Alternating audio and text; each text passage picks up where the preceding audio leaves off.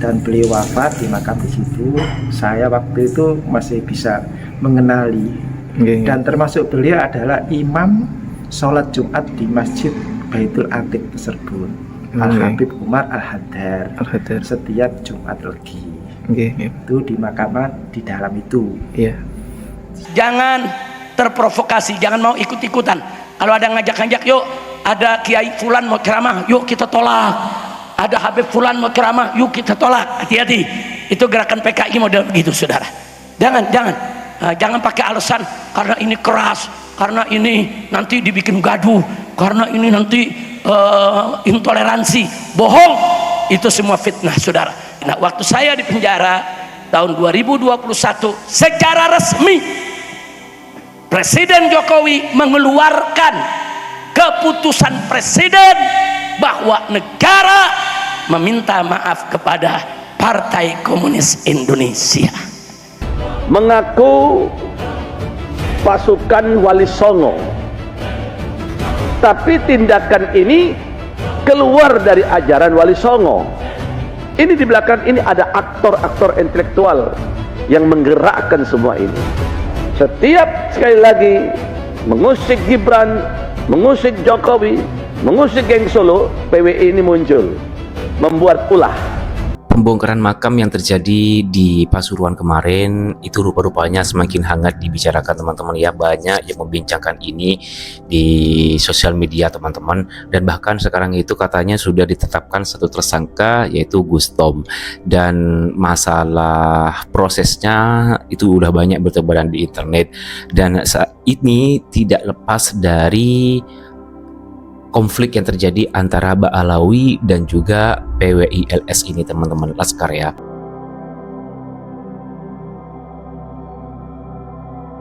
Dan jenengan di sini sudah berapa tahun jenengan di sini?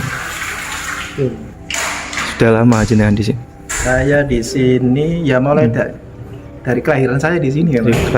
Lahir di sini ya, Mas. Saya di Dusun Serambi. Desa Winongan Kidul, Kecamatan Winongan, Kabupaten Pasuruan. Asli sini dan sudah bertahun-tahun, ada 30 tahun lebih ya? 40? Untuk menjadi umur apa? Umur sudah berapa? Umur kelahiran 50 tahunan, 50 lebih lah. 50. Dibuat begini ya, waktu kejadian itu saya kebetulan pergi ke Sampang Madura, acara mantenan sama keluarga. Terus pulang kok ada kejadian ini, terus tanyain Mas kan masalah pesarian tersebut. Iya betul. Memang saya waktu dulu itu tahulah di makam tersebut ada makamnya Al-Habib Umar Al-Haddar. Beliau rumahnya di Bandaran, Mayangban Bandaran. Dan beliau wafat di makam di situ. Saya waktu itu masih bisa mengenali, dan termasuk beliau adalah imam sholat Jumat di Masjid Baitul Atiq tersebut, Al-Habib Umar Al-Haddar, setiap Jumat Legi.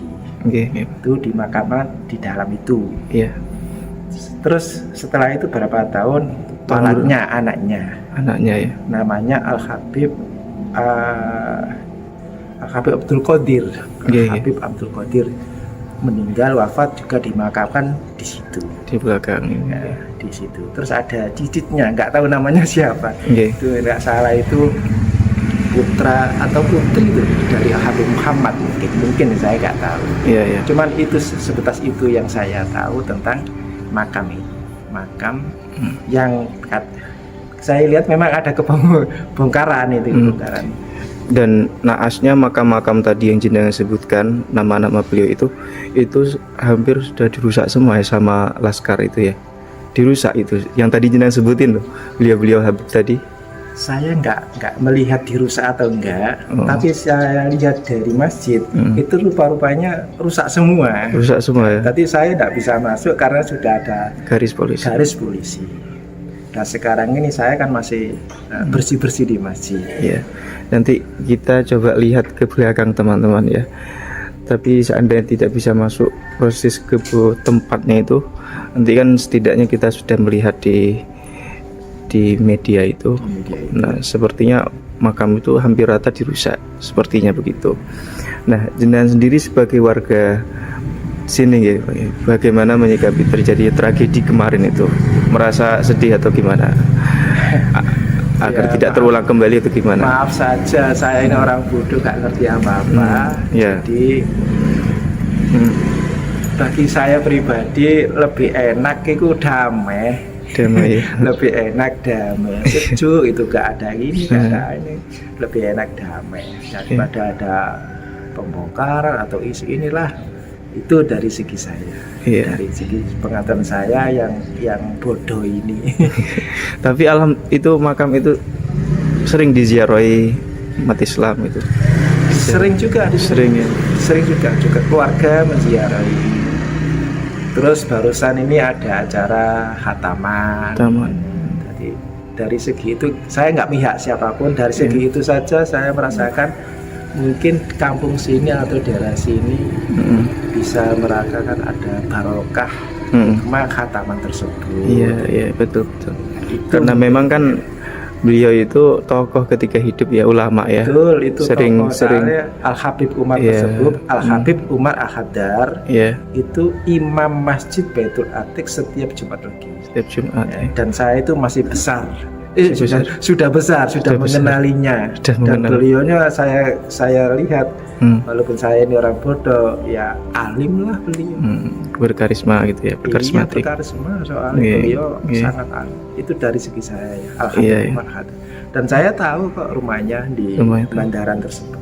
Oh, iya, iya. Juga punya anak namanya Thohir, Sayyid Thohir. Saya itu Juga pernah mutolaah di sini. Mungkin teman saya juga. teman.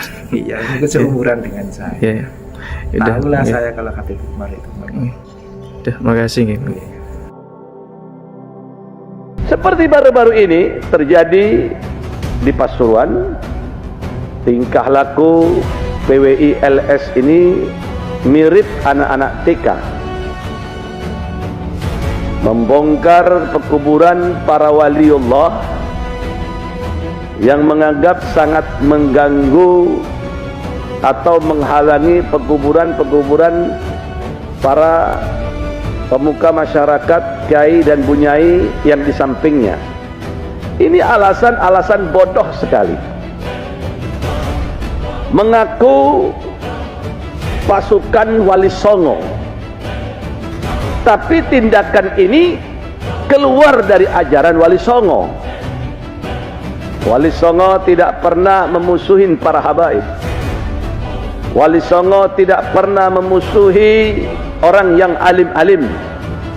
Wali Songo tidak pernah membubarkan pengajian. Wali Songo tidak pernah memusuhin pengajian, apalagi sampai mengancam-ngancam pengajian. Wali Songo menyebarkan kesejukan. Wali Songo merangkul semua kalangan. Wali Songo mencintai orang yang alim-alim. Wali Songo mencintai para habaib. Wali Songo sendiri itu habaib. Walaupun kelompok-kelompok orang-orang bayaran ini tidak mengakuinya. No way, persetan dengan mereka. Jadi ini harus perlu diketahui. Tindakan PWI LS ini tidak boleh dibiarkan. Tindakan PWI LS ini sudah melampaui batas kewajaran.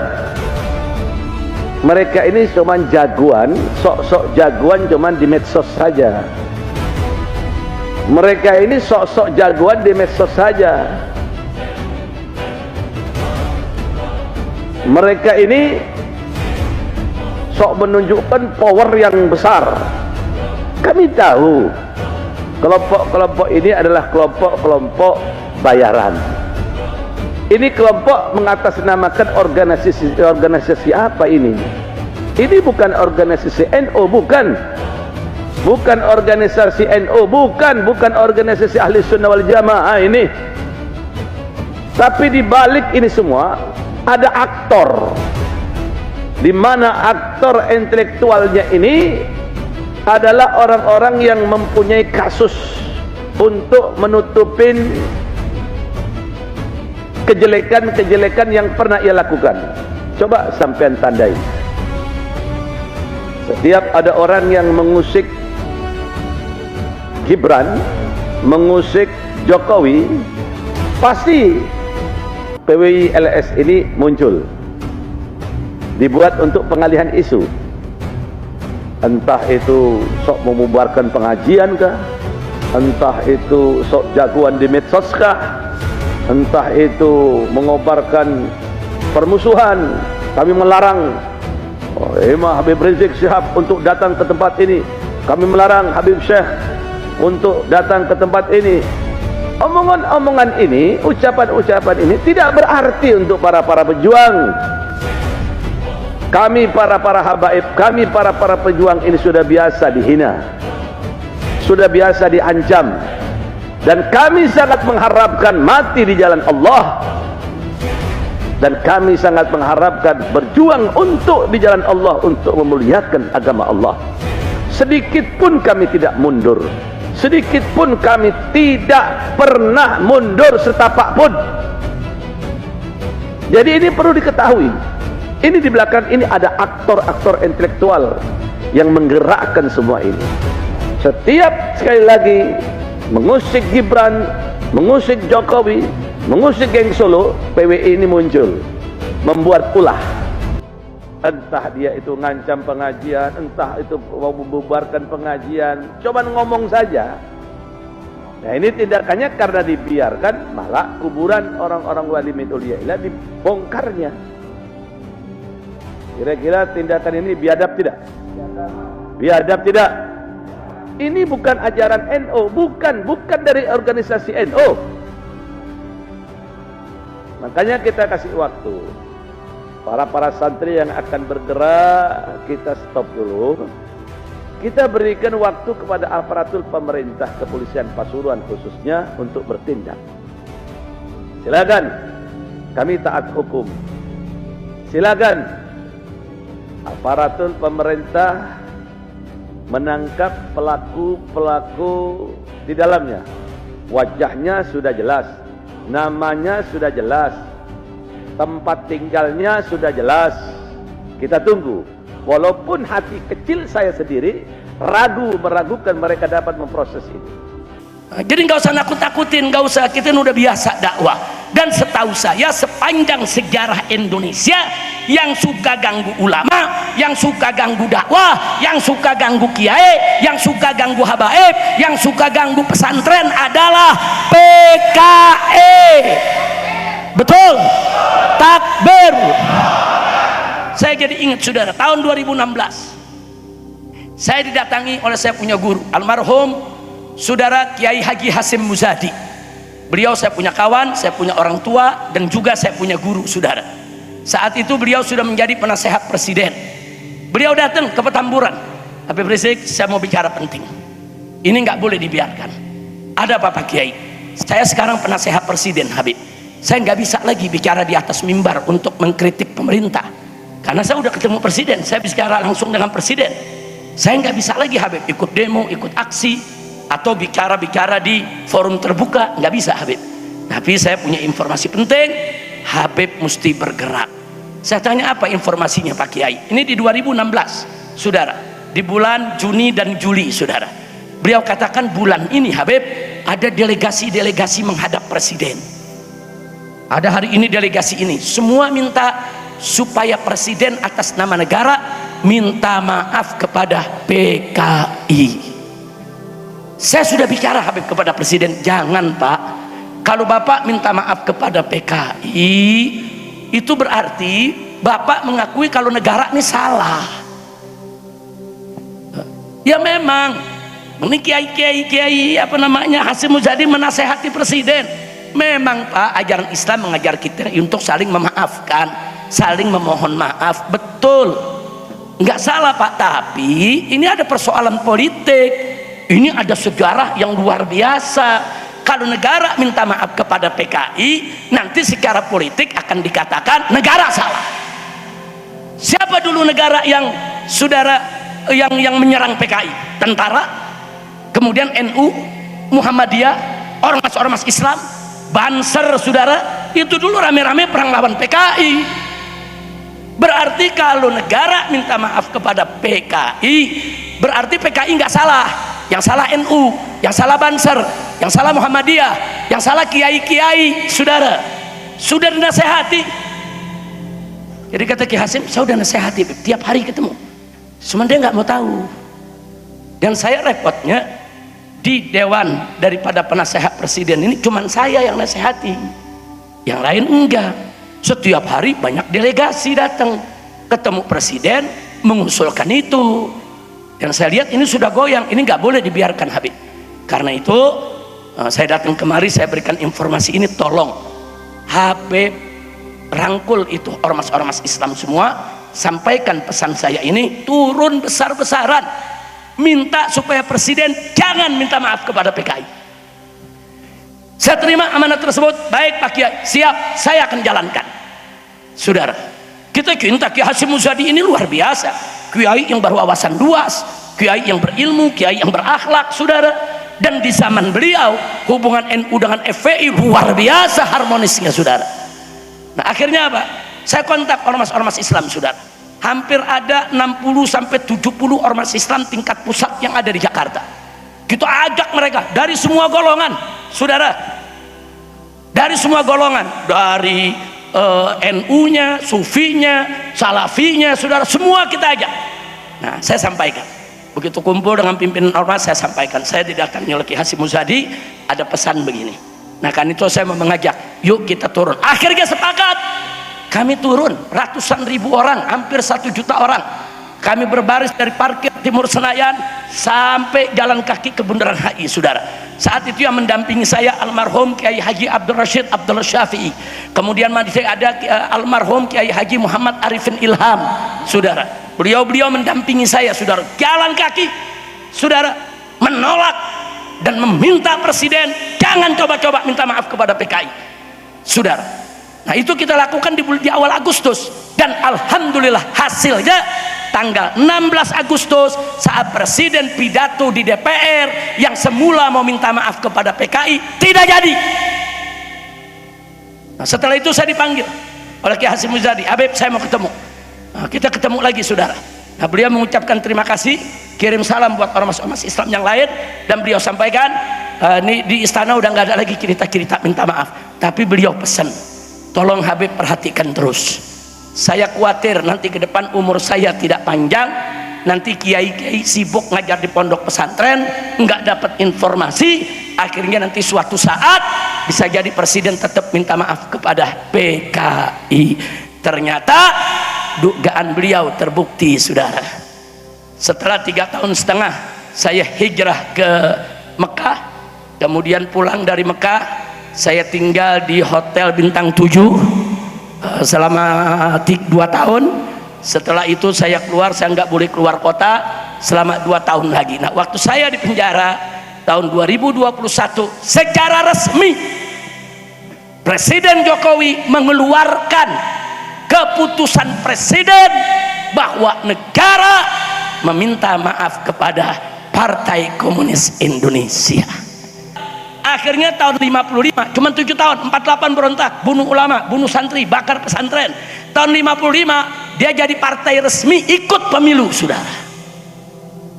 Nah begitu ikut pemilu, masuk dalam kabinet, jadi menteri-menterinya Pak Karno, dihasutnya Pak Karno, saudara, dibisikinya Pak Karno agar Pak Karno ini memusuhi umat Islam, saudara. Akhirnya Masumi dibubarkan, GPI dibubarkan, kiai-kiai tahun 62 ditangkepi oleh Bung Karno, saudara, ditangkep. Nah sampai akhirnya apa, saudara, PKI merasa sudah kuat, merasa sudah tidak punya musuh, saudara, akhirnya mereka bunuh 7 pahlawan revolusi Indonesia. Jenderal-jenderal dikulik, jenderal-jenderal dibunuh, saudara. Nah kemudian apa yang terjadi setelah itu, saudara? Kewalahan tentara. Kenapa? Karena tentara kesusupan. Sebagian tentara ikut PKI, sebagian tentara, saudara, nggak mau ikut PKI, saudara. Nah akhirnya apa yang dilakukan oleh tentara-tentara yang anti PKI? Lagi-lagi merangkul ulama dan para santri, saudara. Begitu masuk reformasi, PKI anak keturunannya bangkit, saudara. Mereka masuk ke partai-partai, mereka jadi anggota dewan, mereka jadi wali kota, mereka jadi bupati, mereka jadi, karena larangan udah nggak ada, saudara. Dan saat ini, saudara, ya mereka mulai bangkit. Nah, jadi saya hanya ingin mengingatkan di sini, kita tidak menuduh sembarang orang, saudara, sebagai PKI, tapi lihat aja dia punya motif gerakannya, modusnya. PKI dulu benci ulama, PKI dulu benci habaib, bahkan PKI dulu benci Arab, saudara. Bahkan PKI dulu kalau lihat kiai, ambil lihat habib, mereka sebut kadrun, kadal gurun. Itu kadrun itu istilah dari zaman PKI, saudara. Luar biasa, dia musuhi, saudara. Nah sekarang saya tanya, sekarang ini ada gak kelompok, saudara, yang benci dengan ulama, yang benci dengan habaib, yang suka ngata-ngatain Islam, ada tidak? Yang suka mengarab-arabkan Islam, ada tidak? Yang suka mengarab-arabkan jilbab, ada tidak? Yang suka mengarab-arabkan kaum santri, ada tidak? Perkis modusnya seperti PKI, walaupun mereka nggak pakai nama PKI lagi, saudara, tapi ideologinya, pahamnya, ismenya, gerakannya sama dengan gerakan PKI, saudara. Maka saya ingin ingatkan kepada semua masyarakat, jangan terprovokasi, jangan mau ikut-ikutan. Kalau ada ngajak-ngajak, yuk ada kiai fulan mau ceramah, yuk kita tolak. Ada habib fulan mau ceramah, yuk kita tolak. Hati-hati, itu gerakan PKI model begitu, saudara. Jangan pakai alasan karena ini keras, karena ini nanti dibikin gaduh, karena ini nanti intoleransi. Bohong, itu semua fitnah, saudara. Habaib dan para kiai akan tetap bergandeng tangan, akan tetap berjuang bersama untuk menjaga NKRI yang berdasarkan Pancasila dan Undang-Undang Dasar 1945, yang bersemboyan Bhinneka Tunggal Ika, yang punya bendera merah putih. Kita akan terus menjaga dari siapa saja yang ingin merongrong republik ini. Betul? Siap ikut ulama, siap ikut habaib, siap bela agama, siap bela negara, siap bela NKRI. Takbir. Selesai acara, Kiai Hasyim Muzadi kebetulan juga hadir di situ. Kiai tadi ditegur oleh beliau, dari mana kau keluarkan fatwa begitu?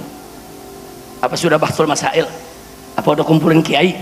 Apa udah buka semua nas-nas kitab? Dia diam. Nah dari situ saya ditelepon oleh beliau, Habib Rizik ada di mana? Saya ada di luar Jakarta, Kiai. Saya ada di Bogor. Saya mau ketemu malam ini. Baik, Kiai ada di mana? Saya datang. Jangan, Habib ada di mana? Saya datang. Jangan ganggu acara Habib. Cuma nanti kalau saya datang berikan waktu. Saya mau bicara dengan Habib dan beberapa kawan-kawan Habib yang ada di sana. Baik, Kiai. Ketemulah kita di Cibubur, saudara. Apa yang pertama kali beliau bilang? Habib, rencana aksi 212 jangan batal. Teruskan. Saya memang tidak bisa ikut. Saya tidak bisa mengajak umat karena saya penasehat presiden. Nggak boleh. Jadi kalau ada kiai-kiai yang mengatakan Habib sesat, sholat Jumatnya nggak sah, Habib jangan dengerin. Gelar itu 212, gelar. Umat harus disatukan. Nggak bisa kalau umat ini dibiarkan satu kekuatan rezim membela seorang kafir yang arogan, yang korup, yang menista Islam, menista Al-Quran. Lawan terus Habib. Saya masih ingat, saudara, dan ada beberapa ustadz menjadi saksinya bersama saya saat itu. Saya katakan kepada Pak Kiai, doanya Pak Kiai, kalau antum doakan, insya Allah 212 akan kami gelar. Apa yang gak usah takut, walaupun diancam sama Kapolri, walaupun diancam sama Presiden, diancam sama Menko Polhukam, Habib diancam dengan beberapa ormas. Nah, Habib gak usah takut, udah jalan aja. Saya doakan, insya Allah akan berhasil. Nah itu salah satu, saudara, rahasia 212. Nah yang beliau amanatkan, tapi Habib ingat ya, jangan FPI turun sendiri. Saya nggak ridho. Habib ajak semua organisasi yang ada di Jakarta, ajak NU-nya, ajak Muhammadiyahnya, ajak Hidayatullahnya, ajak Matla'ul Anwarnya, ajak yaitu daripada ormas-ormas lainnya, ajak mereka rapat, gelar 212 rame-rame. Dan itu saya jalankan, saudara.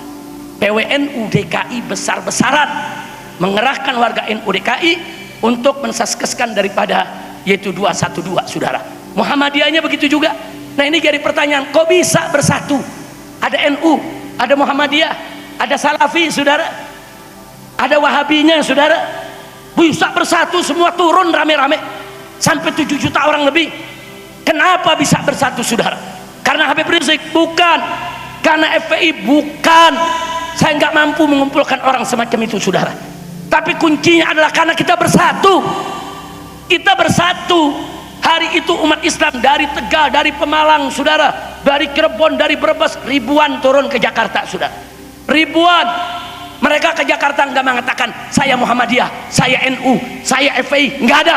Saya Muslim, saya datang ke Jakarta, saya mau bela Al-Quran. Kami tidak rela Al-Quran kami dihina. Semua datang karena persatuan. Begitu mereka bersatu, tidak ta'assub golongan saudara, berkah Allah turun, Allah berikan pertolongan, sehingga Allah memberikan kita kemenangan. Takbir. Siapa yang maha besar? Siapa yang maha penolong? Kuasa. Takbir. Kuncinya bersatu saudara. Saya tarik semua, ayo kita bersatu. Soal perbedaan di antara kita nanti itu kita berdebat pakai dalil. Nah, ini ada bahaya besar nih.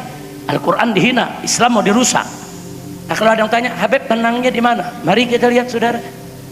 Yang kita lawan itu seorang gubernur non-Islam, arogan, korup, yang suka nantang-nantang Islam, serta dia menghina Al-Quran saudara. Dan dia menghina bukan baru sekali. Saat jadi bupati di Bangka Belitung dia hina Al-Quran. Saat dia baru diangkat jadi gubernur saudara PLT, dia hina lagi itu Al-Quran di dalam rapat di Pemdanya saudara. Kemudian dia bikin buku, di dalam bukunya juga dia hina Al-Quran. Nah terakhir kejadian di Pulau Seribu saudara.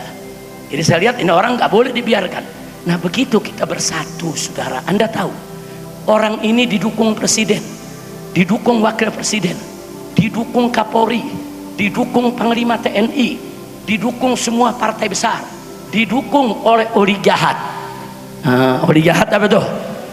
Oli, didukung oleh semua oligarki saudara. Besar-besaran dukungan.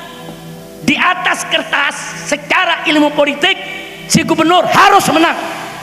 Kita umat Islam tidak ada peluang untuk menang saudara. Itu kalau bicara ilmu politik saudara. Tapi ilmu Allah kan lain lagi saudara, betul? Oh segala ilmu politik enggak, kita nggak bakal menang saudara. Saya juga deg-degan, ya Allah ini kalau nggak ada pertolongan Allah habis ini kita, dikerubutin dari semua tempat. Tapi akhirnya pertolongan Allah datang karena kita bersatu saudara.